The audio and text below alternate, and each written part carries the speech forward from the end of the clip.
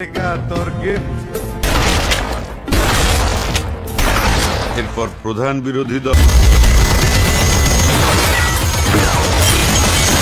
এরপর আপনাদের দল।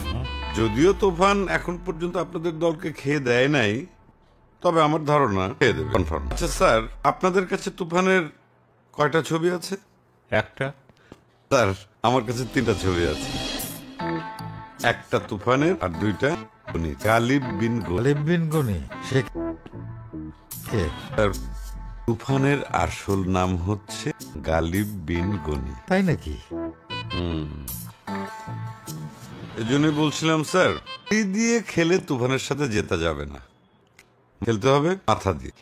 তুফানের মাথা খুব ভালো। আমার ধারণা তুফান রেগুলার বাদাম খায়, আমিও রেগুলার বাদাম খাই sir.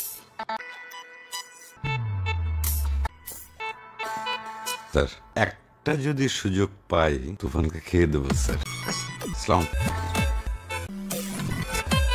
Don't judge a book by its cover, my friend. Heavy acting করে স্যার। দিন ধরে আমরা সামনের দিকে তাকায় কথা বলো। গত সপ্তাহে যে মেমোটা দেখলাম সেটারই নায়িকা ছিল না? জি স্যার। ফোন নাম্বারটা কালেক্ট করো। সামনে তাকায়।